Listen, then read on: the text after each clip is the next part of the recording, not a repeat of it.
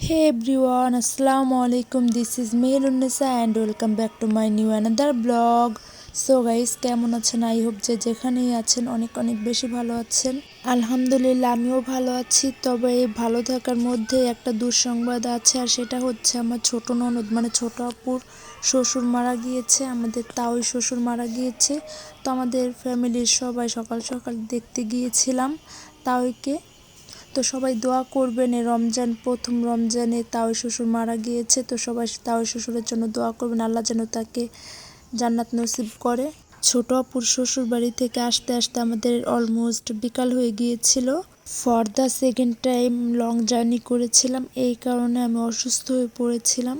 যেহেতু আমার জার্নি করার অভ্যাস নেই, তো কি আর করার, বাসায় এসে ফ্রেশ হয়ে গ্যাসে রান্না বসিয়ে দিয়েছি। যেহেতু শরীর অসুস্থ, এই জন্য কোনো রকম একটু রান্না করে নিয়েছি।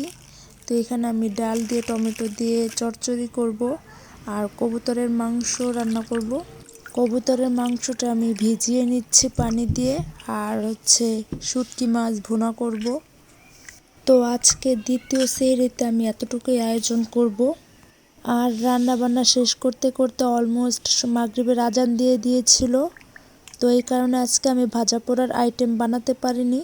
এই জন্য দোকান থেকে আমি ভাজা পোড়া কিনে নিয়ে আসছি, আর বাসায় ফল ছিল, ফলগুলো কেটে নিয়েছি। তো এইদিকে আমার ইফতার রেডি, আর এদিকে আমি শরবত গুলিয়ে নিয়েছি। তো আলহামদুলিল্লাহ প্রথম ইফতার ডান। যেহেতু ইফতারির সময় হয়ে গিয়েছিল, এই জন্য আমি তরকারিটা বাড়ার সময় পাইনি। তো ইফতারি শেষ করে, নামাজ কালাম শেষ করে এখন আমি তরকারিটা বেড়ে নিয়েছি। তো এদিকে কবুতরের মাংস রান্না, ডাল দিয়ে টমেটো দিয়ে চচ্চড়ি, শুটকি মাছ ভুনা করেছি, আর ভাত পাতিলের মধ্যেই আছে, ভাতগুলো বেড়ে নিব। তো আলহামদুলিল্লাহ আজকের দ্বিতীয় সেহরিতে এতটুকুই আয়োজন করেছি। সো রান্নাবান্না সব কাজ কমপ্লিট করে এখন আমি আর ভাইয়া মুড়ি মাখিয়ে খাবো। তো এখানে মুড়ি মাখানোর জন্য সব কিছু কেটে নিয়েছি। তো এখানে আমার বড় ননাসের হাজব্যান্ড মানে বড় ভাইয়া এখন মুড়িটা মাখিয়ে নিবে। তো ফাইনালি এদিকে আমি আর ভাইয়া দুজন মিলে মুড়ি মাখানোটা খাচ্ছি।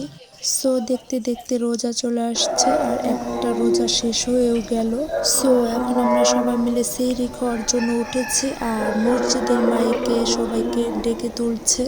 তো এই মুহূর্তটা কতটা আনন্দময় সেটা একজন মুসলমান লোকেরাই জানে। যাই হোক, ভিডিওটা এই পর্যন্ত। ফুল ভিডিওটা দেখার জন্য আপনাদের সবাইকে অসংখ্য ধন্যবাদ। নেক্সট ব্লগ আসা অবধি সুস্থ থাকবেন, ভালো থাকবেন। ভিডিওটি ভালো লাগলে লাইক, কমেন্ট, শেয়ার এবং সাবস্ক্রাইব করে পাশে থাকা বেল আইকনটি প্রেস করে এই চ্যানেলটির সাথেই থাকবেন। Thank you so much for watching my video. Bye by.